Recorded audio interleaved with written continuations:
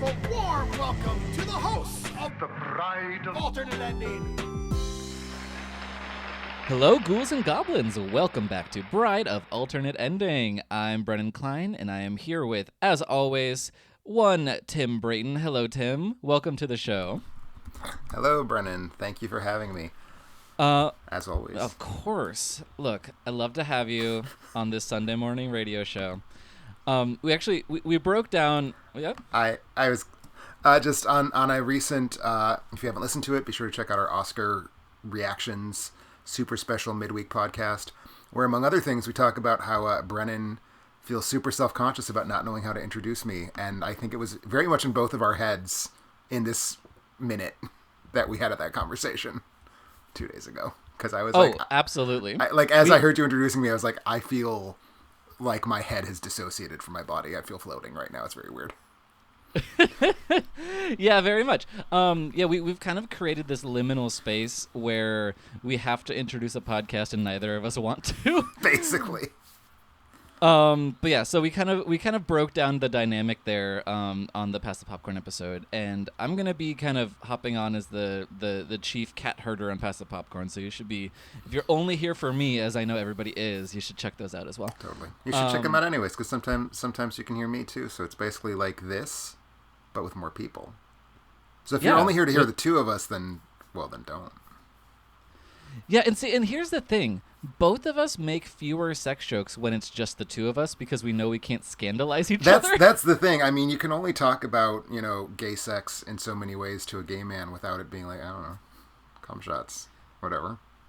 Yeah, it's not new, Exactly. With when you're talking to Carrie or Rob, everything is new. It's this wonderful Willy Wonka wonderland. It's the thing, like, if I look Carrie in the eye and say pubes, she turns beet red. I feel like I don't even know what I would have to say to you to make you turn beet red. Yeah, it would have to be really dark. So, like, maybe let's not push that envelope. Well, I was actually going to say, are you one of those gay guys who's, like, uncomfortable with vaginas? Because I could graphically talk about vaginas. Oh, no. I actually really passionately talked about the crura, which is the extended part of the clitoris, in a sex ed class. So basically, the clitoris, as we know it, is basically the tip of an iceberg. Mm-hmm. It's like 1/8 of what the actual... Like, what you can see is 1/8 of what the clitoris is. It has these two legs that extend into the body. And this wasn't discovered until, like... I mean, I don't remember the exact year anymore, but it was the 1900s. Because nobody had thought to look, because men. Yep. And just the fact that this has been sitting here for, millennia and no one has noticed is really depressing to me, but also really interesting. That's fascinating. Interesting. Crura. Yeah. Crura are the two legs that kind of split from the clitoris and extend around something. I think it's the vaginal passage. Okay, interesting. So, yeah, those are... So speaking of Poltergeist III. Yes, exactly. But yeah, well, I mean, bottom line is, no, that's not going to do it. Anyway, yes, we are here to talk about Poltergeist 3, thanks to Patreon Oscar Club member Brian Fowler. Brian is having us talk about multi-part sequels, which means sequels that, are part 3 or further in a franchise. And we put it up in a poll to the Patreons. They chose this one, and I'm so glad they did. They were kind of nice to us this time. I believe, based on Letterboxd, that you and I do not have the same relationship with Poltergeist 3. And I will honestly say that I kind of wish we'd gone with Ginger Dead Man versus Evil Bong. Really? I don't want to spoil how the episode is going to go, but I will say this. I thought this was a fucking terrible movie. Okay, well, see, here's the thing. It is. But personally, I don't find it worse than Poltergeist 2. That's fair. It's probably not. My memories of Poltergeist 2 are very fuzzy. Yeah, and Poltergeist 2, I think, it highlights how bad it is more because it does have Craig T. Nelson, it does have Joe Beth Williams. It has everyone, and they're all doing worse things. So for you, this one is easier to... Poltergeist 3 is easier to visualize as a sort of, like, direct-to-sci-fi knockoff of Poltergeist, whereas Poltergeist 2 is just, like, a straight-up awful retread of Poltergeist 1. Exactly. That makes sense. That makes sense. I follow that. Great. And it ends on a really grotesque extended racial joke, which is just really bizarre. But yeah, so Poltergeist 3, I have a complicated relationship with. I think that it's at least trying something interesting, and that's the thing that I like about it.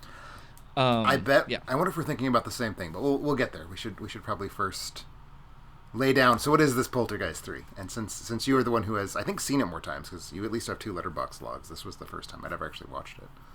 Yeah, this is my second viewing. So there is a lot of context around Poltergeist 3 and what it is and why it is. But I think we should start really briefly with explaining just what is a poltergeist. And by that I mean the movie and not the concept. The concept of the unquiet spirit, yes. Yes. Although it is a German compound word that means rumble ghost, which is something that I enjoy very much. It is a really, really good translation. Yes, I agree. But yes, so the first Poltergeist, while it is debated whether or not Tobe Hooper or Steven Spielberg actually directed Poltergeist, it is credited to Tobe Hooper. It is a classic Amblin-esque haunted house horror film. The sequel's really shitty. Craig T. Nelson vomits up a tequila worm. But basically the whole franchise centers around the Freeling family, and specifically Carol Ann Freeling, who's the young daughter, who the ghost kind of... I don't remember. She's like a conduit to their world in some way. She ends up getting sucked into the other side and has to be saved by the medium Tangina, played by Zelda Rubinstein. Mm-hmm. So now, in Poltergeist 3, we could get Zelda and Heather O'Rourke back as Carol Ann, but not a little bit of a... We're missing some Craig T. We're missing some Jo Beth Williams. And in their place is Tom Skerritt as Bruce and Nancy Allen as Patricia Gardner. They overcomplicate this family relationship in a way that's... They, for real, do. I was really thrown as they started expositing that, but I don't want to step on your exposition. Yeah, no, that's fine. Okay, wait, so Tom Skerritt is the brother of one of her parents. Is it her mom's brother? I'm not sure if I picked up which uncle he is. Okay, but he is a blood uncle. Patricia is his new wife, so she's the stepmom to Donna, played by Lara Flynn Boyle. So isn't... Maybe I misunderstood. Here, I think we're getting into how weirdly this is expressed. Doesn't Donna at one point indicate that she is not related by blood to Carol Ann, making Patricia the sister of one of the parents? Oh. No. Fuck. So Wikipedia, which I have in front of me, and whether this is said in dialogue, I cannot say. Wikipedia claims that Pat is Jo Beth Williams' sister. Oh, then why is she such an asshole? Because she's played by Nancy Allen. Well, I mean, fair. She does play assholes with beautiful hair. Yes. Okay, but she is... Okay, so... Because Donna is definitely Bruce's daughter from a previous marriage. So Pat is definitely Donna's stepmother. Yes, that okay, one's so for I sure. Fuck, okay. It is laid out in a very upsetting kind of way. As we say, this is unnecessarily... Having a second marriage with a stepdaughter is absolutely a level of complexity that is not required. Yeah, especially because I thought that being a stepmother was the key to this character's arc.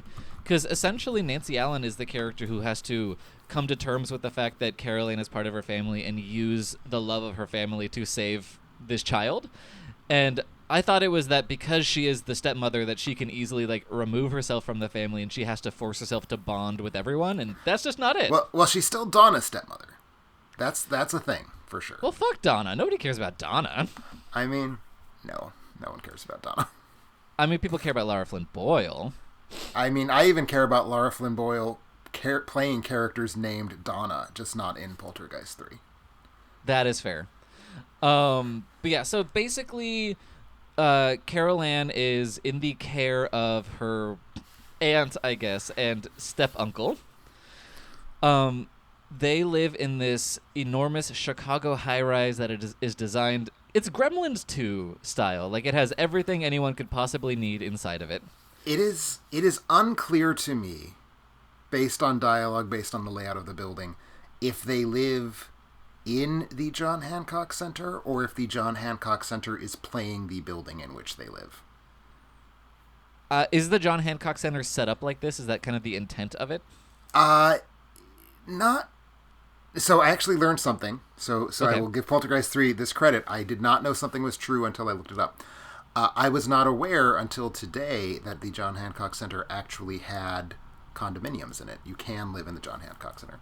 Because that was going to be my first thing. It's like, no, you can't. But I don't think what we see... I mean, it's movie geography, right? So, like, they've written a script and then they force, sets into that space. Not much of what we see, I think, specifically contradicts the possibility. Except...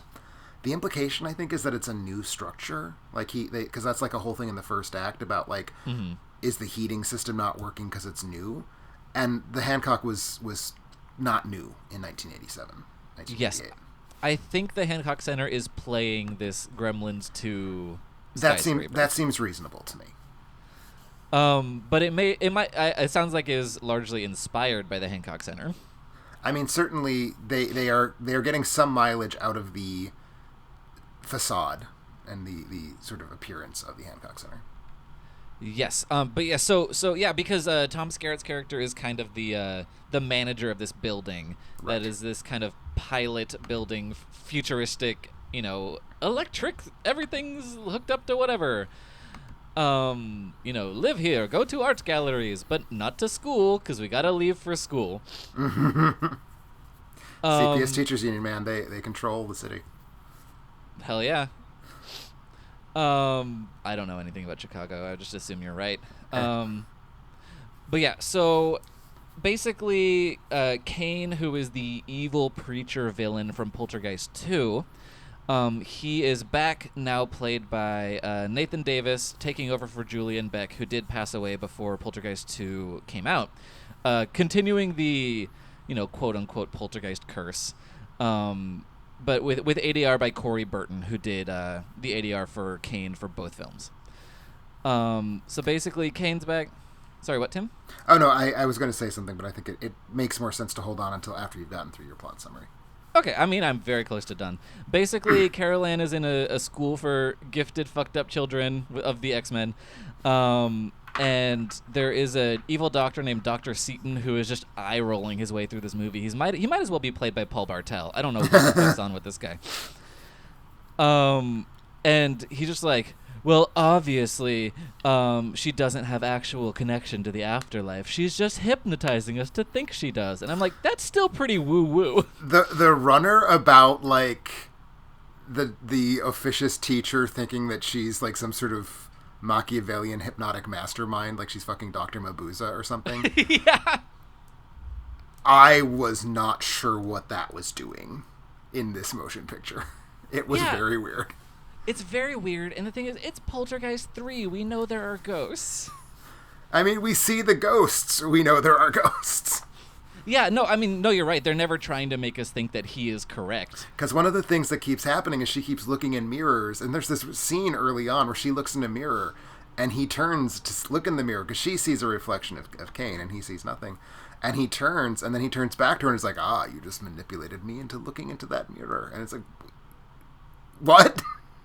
Yeah, he basically thinks she's the Joker. Are you, like, a dog? You can't help but look at the thing that other dogs are looking at? Like, how is that manipulation?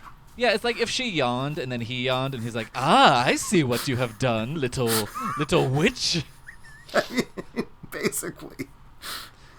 Yeah, so it's a wild character, but basically there's a whole bunch of characters shoved into this movie that don't really do anything. Mm-hmm. Essentially, Kane wants to suck Carol Ann in through a mirror for ghost reasons.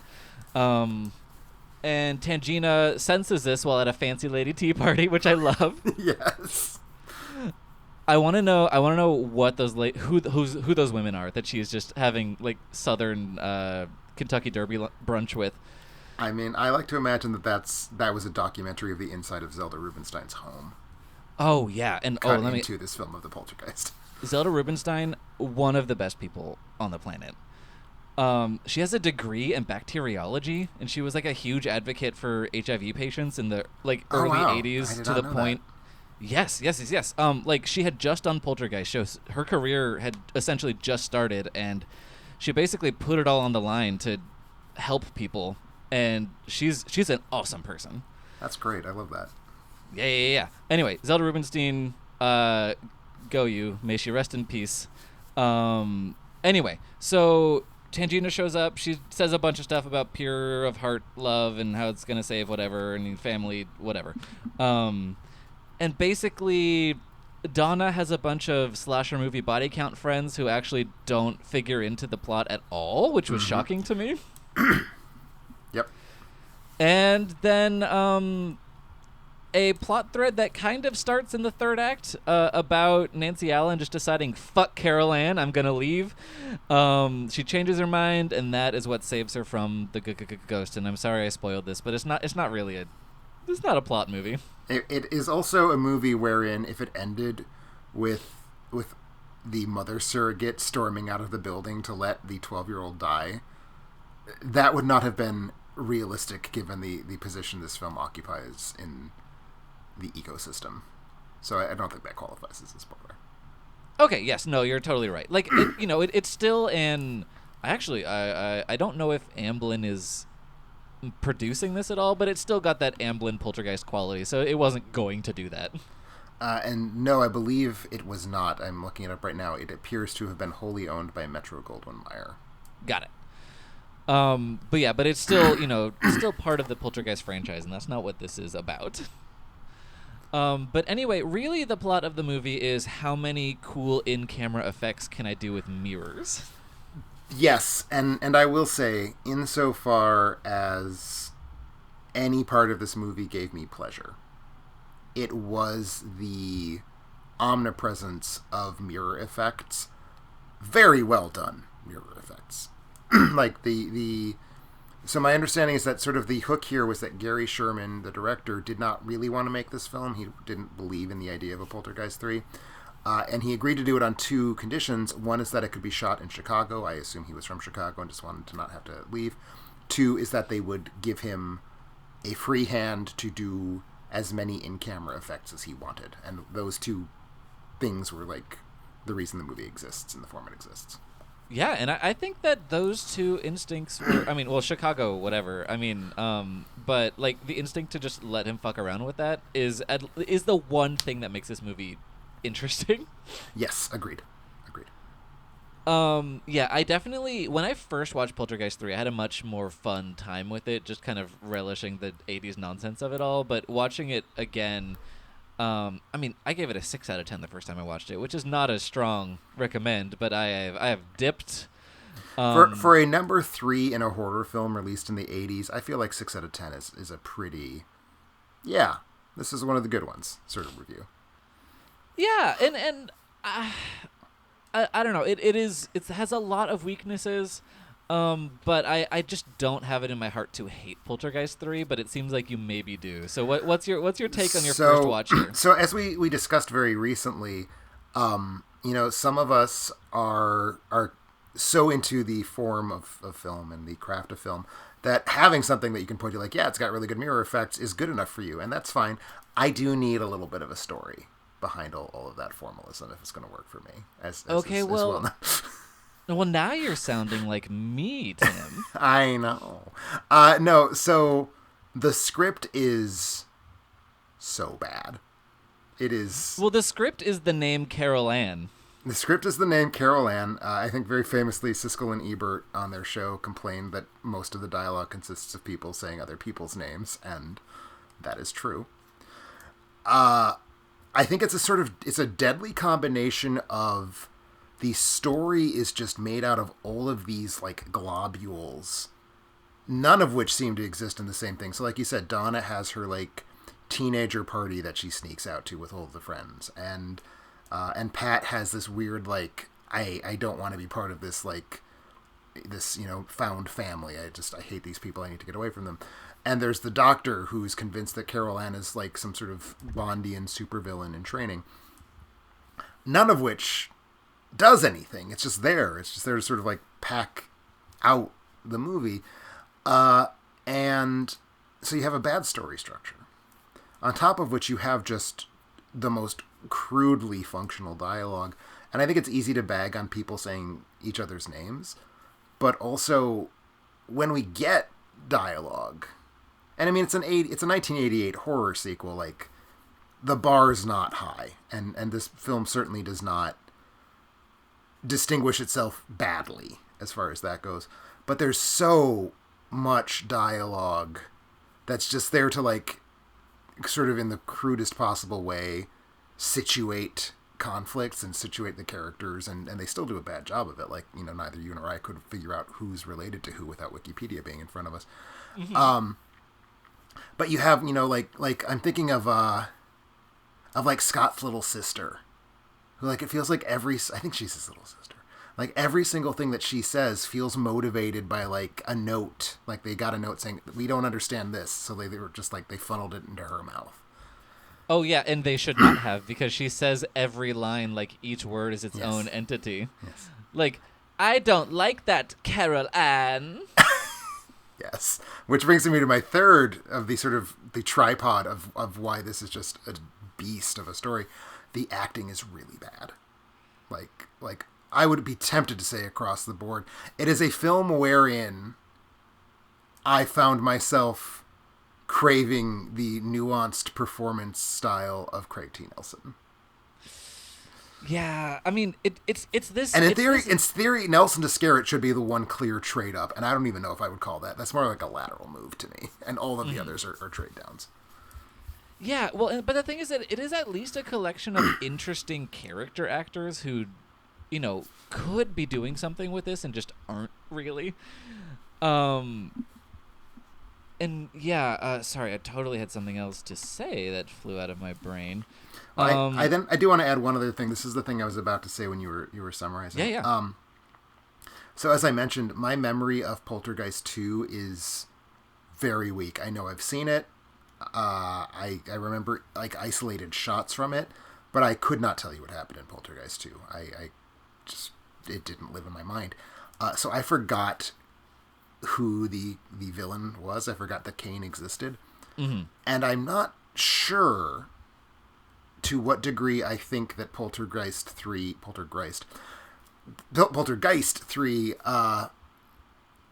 doesn't do as good a job, I think, and it's a sequel, so do they have to? It felt like the movie thought that I knew who Kane was sooner than it like explained him to me. Yeah, and Kane really has no function. He's just kind of the face of the evil.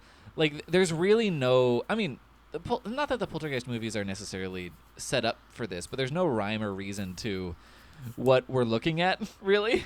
Right. I mean, I did assume for a bit that the thing they were going for was that the John Hancock Center was built on a Native American burial ground when, like, the mirrors are breaking in the John Hancock.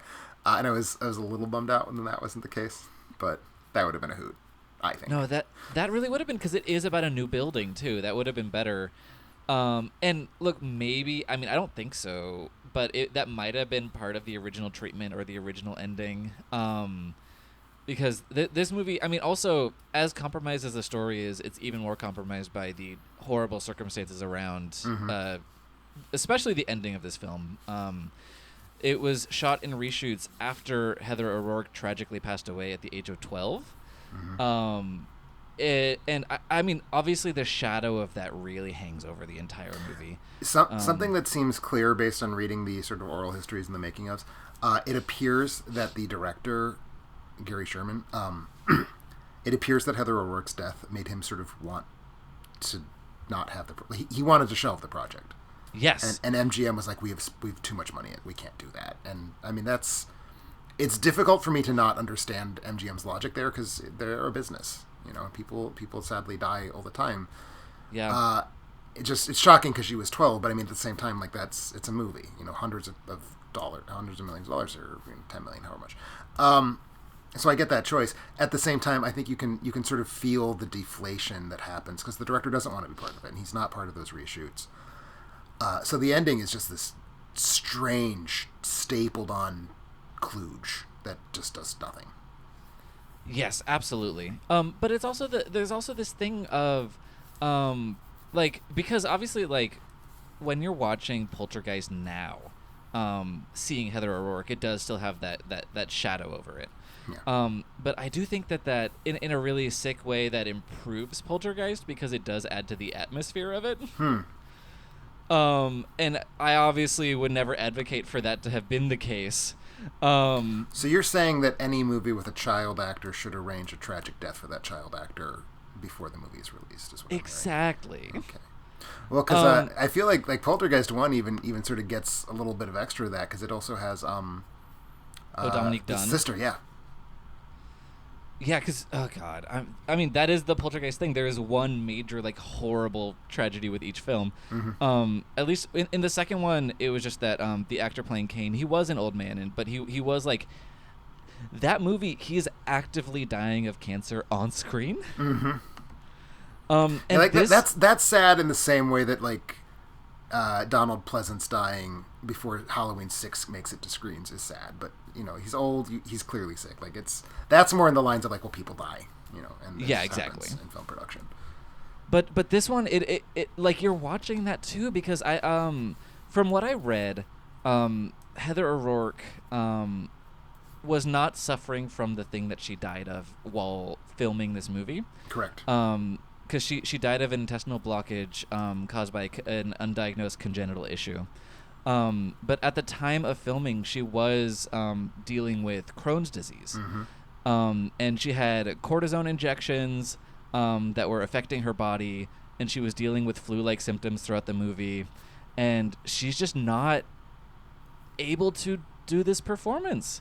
And it's especially unfortunate because Sherman deliberately gave her more to do. He wanted to, like, expand because, you know, she's 12 or 11 at the point of shooting, so he wanted to, like, really start to test her as a young actress and, like, give her material to work with, and she's clearly, as you say, like, she's just physically not up to the task. Like, she's sick, and she was on medication that sort of she was apparently very self-conscious about this, like, gave her, like, sort of puffed out cheeks, and she felt she couldn't express herself as well. So the whole thing is just, it's a catastrophe, really.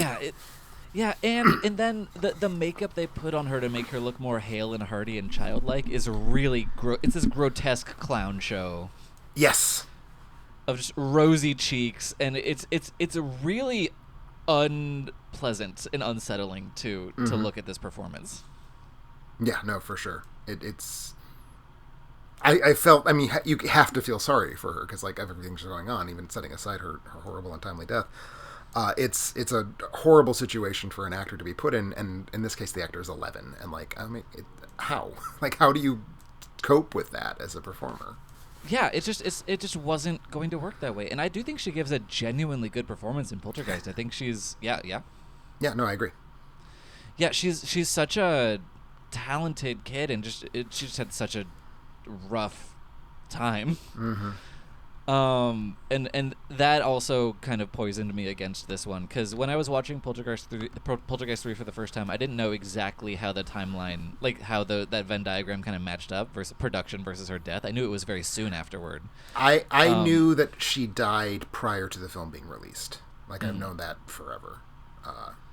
I didn't know about the Crohn's disease until I read up on it after I saw the movie. Yeah, no, because that's just like this other facet of just, you know, her. It got overshadowed. Mm-hmm. But yeah, so that's really hard to watch, and that does not result in a better, like, anything worth watching. It's yeah. This is a weird comparison to make. Like, I think there's definitely films where we're kind of reading that tragedy back onto it does things for the film that are sort of powerful or moving or empowering. And the thing that weirdly leaps to mind, God forgive me, watching Street Fighter, the 1994 video game adaptation, with the knowledge that Raul Julia knew he was making his last movie. He knew he was dying of cancer. There's such joy in the craft that he brings into that performance that I actually treasure the performance a bit more in that terrible dog shit movie because I'm aware this man is dying. And so I think that can happen. In this case, it just makes me feel like Heather O'Rourke is being tortured. Not tortured. I mean, like, everyone's, trying to make this a positive experience for her as much as they can. It's just really hard to feel good about knowing what this 11-year-old girl is going through and what the next 12 months for the rest of her life, the next 12 months are going to consist of, and not just find the whole thing somewhat grim. Yeah, it's just it's too much, and so that is upsetting. That, like, just the more you learn about that situation. Yeah. But I agree. Like I said, I do think that the reading the tragedy back on does help Poltergeist in a certain way, or at least adds to the atmosphere. Sure. Or like the killer in When a Stranger Calls, he was dying of cancer as well. And I think that all of those scenes are incredibly boring, but I think his performance is served by this kind of like animal desperation. Sure. And yeah, so like, as much as, I wish nobody ever died. No, then we'd have serious food issues if nobody ever died. Well, I mean, and no babies. Okay. Nobody dies, nobody has babies. Yeah, like, but basically, I wish these kind of horrible fates on no one, but sometimes they can improve the movie that you're watching, and this is not one of those. I want to clarify. So it's not that you think that movies should kill their child actors. You think that they should just cast out of, like, child leukemia wards so that we can watch the child dying of cancer on camera? No, I don't want to watch. They gotta get them in early and make a couple sequels. So the ones who have just been, okay, I guess. So the ones who have been diagnosed but don't have any visible symptoms yet are the ones you want to see. Exactly. Okay. Anyway.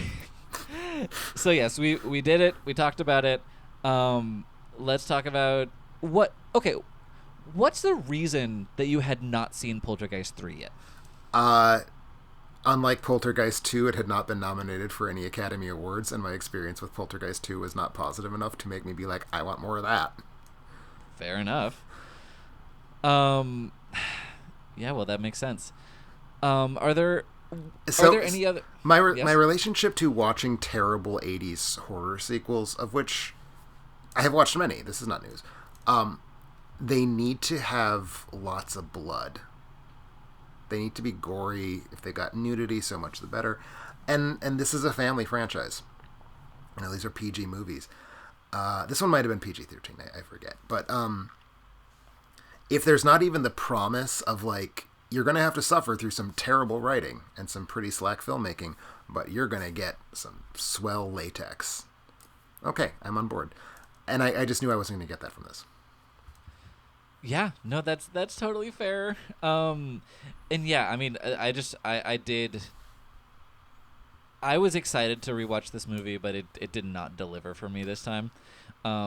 Like, I think there is something to when you're seeing a movie for the first time and everything's shiny and new that you don't have the ability to have hindsight on it, and you're like, oh, I had a nice time. And that is not what this was able to give me on a second watch. Sure. But let's talk about those effects. Let's talk about something. Let us talk about the things that are good, because it is, he walked into it, the director, wanting to do one thing, and he did it pretty damn well. Yeah. So yeah, we're looking at basically completely in-camera effects. Any of the mirror stuff is in camera. I don't know about like where they drew the line necessarily. I mean, there's obviously some like light effects that got added in, but yeah, all the mirror stuff is done. It's done using good old fashioned stage magic. Basically, they've had sets constructed where rather than having a mirror on the set, they just have a mirror version of the set. So the set itself is like duplicated, and they have body doubles dressed in identical costumes, perfectly mimicking the people on camera, or on the quote unquote right side of the mirror. Yeah, and there are these. Like, look into the behind the scenes on this. There's a lot of really interesting stuff going on here. So that's really, really cool. And even outside of the mirror stuff, like, there's this kind of breathing organic flesh door that Carol Ann is getting. There's like a mirror version of Carol Ann who's like stuck halfway through the door. That's really interesting. And they're doing a lot of things here that unfortunately can't save the movie because the plot is such a shambles. But do at least boost up the energy a bit. Oh, speaking of boosting up the energy, there is a moment where Lara Flynn Boyle bursts through the desiccated husk of Zelda Rubinstein's boobs. Yes, that happens in this motion picture. Yeah, and that's an exciting moment. I'll spot you that.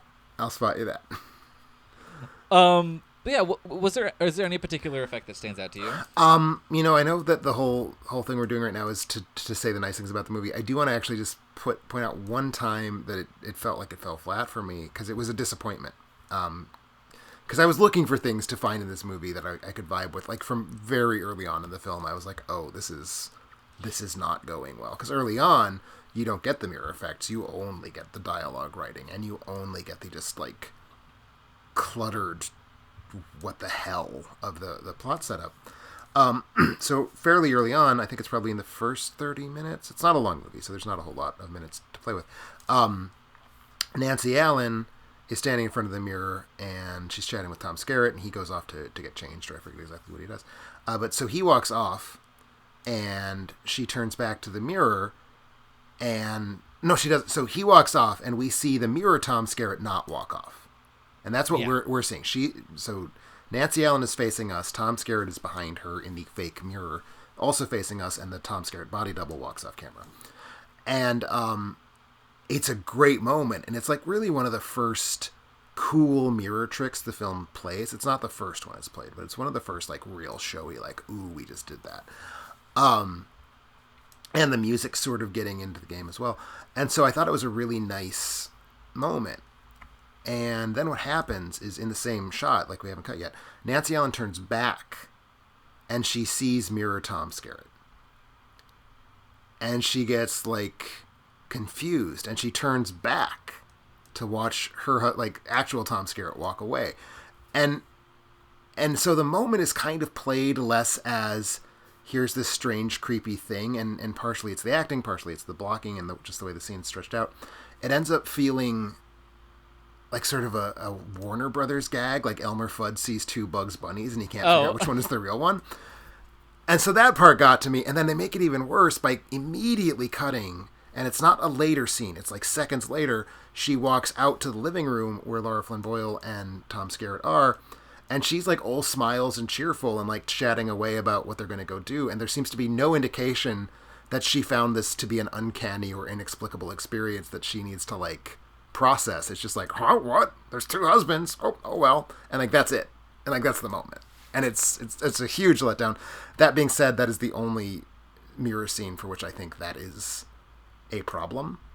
And so I wanted to point that out because it is notable for its single, like its uniqueness and actually being bad. Because I think most of the mirror effects are really terrific. Yeah, and I don't know if this is a problem with just the way that the script was assembled and shot or with Nancy Allen's performance in general, but again, that arc is so stunted and disjointed and bizarre, and she doesn't seem to be using other scenes to inform the current scene. I mean, certainly we know that they didn't shoot 17 pages of the screenplay. We are aware of that. So like a big chunk of this film never got shot. Who knows how much of this film actually made it into the cut. So stuff isn't there. And whether that stuff would have helped that performance, it's hard to say. That being said, I am not in general inclined to give Nancy Allen the benefit of the doubt because I find her work with her at the time husband, I believe, or maybe just partner, Brian De Palma, she's quite dreadful in his films, is the thing. So I think she's just not a good actress. But she was. I always did think she was. I always did think she was a good actress because I really like her in RoboCop. But I think RoboCop is just RoboCop. Yeah, no, that's. Was she the one in Cruising? Was she the girlfriend in Cruising? No, that was was that Karen Allen? I mean, the girlfriend in Cruising is the definition of a thankless role. So I don't even remember. Yeah. No. I mean, I don't understand how you could insult someone who was in Children of the Corn 666 Isaac's Return. But yeah, no, it is. She's not delivering here. Like, no one can deliver. This film is such an absolute mess. I mean, again, this is a film wherein I'm watching a Tom Skerritt performance daydreaming about a Craig T. Nelson performance, and Tom Skerritt's a better actor than Craig T. Nelson. Like, that's just a fact of the world in which we live. Yeah. It's just, there's so much compromise, and I'm sure they had to act around, like, making these mirror effects. You have to be like, the blocking is so precise that it's hard to act around it. And actually, that does, we sort of fled away from it because I immediately made it a bad thing. You asked the question, what are the good mirror effects? Like, what are the ones that impress me the most? And I haven't answered that, but I also want to give you a chance to answer that. So let us return if we can, because it is very precise blocking, and it's super good, cool blocking. Yeah, it's super good, cool blocking. And generally the blocking is good, but I just do think that maybe it saps the emotionality of some of the performances. Well, I mean, I think it's very clearly this is a movie made by someone who wanted to stage cool mirror effects first and wanted to tell a emotionally resonant horror story about a family. Not probably even second, would be my guess. Yeah, that's fair. Yeah, okay, so first of all, yes, Karen Allen was in Cruising, but she played a character named Nancy, so that's that's what I was doing. Mystery solved. But yeah, so I watched this movie about a week ago, because that is when the only place I could fit it into my schedule, because I was really busy this week. So I don't remember all of the mirror gags, like, really firmly, but the one that's standing out to me in my memory is the one where they're walking down the hall, and the ghost of Kane opens all of the apartment doors as they're walking, and that's my favorite too. Ooh, okay, great. Yeah, it's a good. It's moment. So good because it's the most complicated because it has like multiple actors that have to open the door, not together but like paced out a certain way, and it has 4 actors walking down the 2 hallways. It's very complicated. It's probably the single most. At least it has the most moving parts. Maybe it's not the most complicated, but it's definitely the cool one to me. Yeah. Oh, it's super cool. Probably, yeah. The more complicated ones to shoot are probably the ones where you're seeing Kane on the window washing device. Yes. Like, those are probably hell to shoot. There's also, I think it's literally maybe the window washing ones come first. Now I can't remember. It might be the very first time we see Kane's reflection in the whole movie. We're looking at the outside of a car. Carol Ann is in the back seat, and we're looking at her through the mirror, and we see like reflections on the car mirror, and we see Kane's like the car has driven past Kane, and we see his reflection show up in the car window very briefly. I thought that was super cool, and that one feels like that would have been really difficult to carry off as well. Oh, I totally agree. But also, does it feel weird to you? I mean, I kind of hinted at this in the plot synopsis, but does it feel weird to you that they leave the building exactly once? Like they leave to go to this school, and it's just this whole other set, and it just feels really peculiar that we're going there. It for sure does. It 100% for sure does. Especially because they have Dr. Seaton coming to this high-rise later. Like, they could have just had him live there and the school be there too. I mean, part of me assumes that they wanted to get the mirror gag on the car, and they needed to drive someplace to make that happen. No, yeah, that makes sense. And they do have a lot of scenes set in a parking garage. They sure do. They sure do. Sweet Jesus. Also, I mean, look, I know that, everything has to be modern in the 80s, and we're making this, like, ultra-modern skyscraper, but does Carol Ann's entire wall have to be a mirror? You got a gimmick. You want the movie to be about that gimmick, you're gonna give yourself opportunities. Oh no! Like, this is honest. It's not that was just me unfairly applying reality. No, it's not a criticism of the set design. I get it, but I couldn't live like that. Well, that's the thing. To me, as I just kind of alluded to, the decision making process started with mirror effects, not with story logic, not with who are these characters, not even with like other things about like what is the mythology of the franchise. It starts with how many mirror gags can we stage? And I think that's pretty obvious from the end result. Yeah, absolutely. And I think, well, so I guess what we're looking at here is whether or not that focus took quality away from everything else, or if everything else was already going to suck and they saved something good out of it. Does that make sense? That makes sense. Yeah, because it's like, at least the effects are good, but do they come at the expense of everything else? I mean, I feel like I've already sort of telegraphed that I think they come at the expense of everything else. Yeah, exactly. I actually would have to agree with you now that we're discussing it. And even, like, Zelda Rubinstein is coasting on all of the goodwill from Poltergeist, which she still has. Oh, totally. And I mean, to a certain extent, like, she's in the film because it's a Poltergeist film and they need to fit her into it. She's not being given better material. Like, she's living down to the material, I think, but I don't blame her for that. Yeah, but she is the one that is the least or the most satisfying performance, but it's not because Also of anything true. you're really seeing on screen. Also, yeah. It's just because she's Zelda Rubinstein and she's so good, and she could be reading the phone book, and just For sure.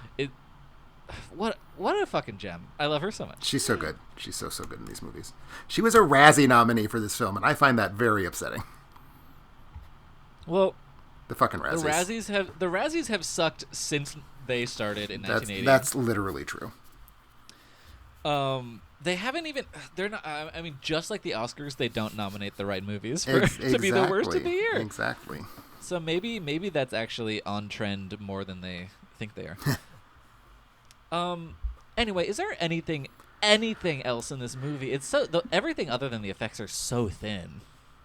I have nothing else really except to say, I believe we had 2 consecutive Jerry Goldsmith scores for Poltergeist films, and now we get. Let's pull up this gentleman's name. We get a score by Joe Renzetti, and that felt like a pretty substantial trade down to me.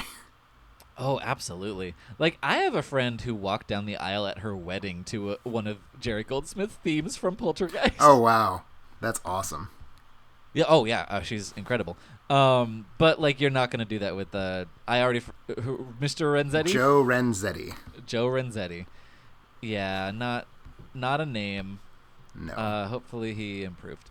But yeah, that's Poltergeist 3. I thought we'd have more to say, but I was wrong. I first saw this movie as like a fucking college freshman or whatever, and I was not in the right frame of mind. Sure. But yeah, I can't wait to read your Letterboxd review. I have not seen it yet. I have not posted it yet. That's the time of Oh, that's the trick. Anyway, so that's going to wrap up our conversation on Poltergeist 3. I hope you all enjoyed it. And yeah, I guess don't watch the movie. Just watch Poltergeist. And I mean, I feel like that's so many times in horror cinema, that's the right lesson to have taken away. And I feel like this just topic as a whole give us a really strong chance to sort of revisit. Yes, never watch the sequels. Just watch the original. Speaking of, we're doing another multi-part sequel next, or not 2 weeks from now, on the 4th Friday of the month, whichever Friday that is. I have a calendar. Hold on. The 25th, hopefully. We will be discussing Netflix's new Texas Chainsaw Massacre movie, which is the 9th film in that franchise. So I will count it as a multi-part sequel, even though it's technically just being a sequel to the first one. But it is the third movie to do that. So, so that's something. Yes, indeed it is. It's multi-part in a lot of ways. So yeah, look forward to that in 2 weeks. But until then, thank you so much for listening, and I hope you enjoyed, your day. And bye. Bye, everybody. We don't know how to outro episodes either, it appears. No. Oh wait. Oh, I should actually start doing a spiel for this. You can follow me on Twitter at It's Raining Brands. You can follow me on Instagram at The Burning Clem. Follow Tim on Letterboxd. That's the one social media adjacent thing he uses. Pretty much. And you can find all of these episodes of Bride of Alternate Ending, reviews, and more at alternateending.com. Follow us on Twitter, where we're tweeting all the time at Alternate Ending. There's no I in the ING, which that bothers me, but I'll talk to Rob about it. We also have an Instagram, Alternate Ending Pod. I am in charge of social media now, so we are posting things now. Check it out there. Thank you so much for listening. Bye. Bye, everybody.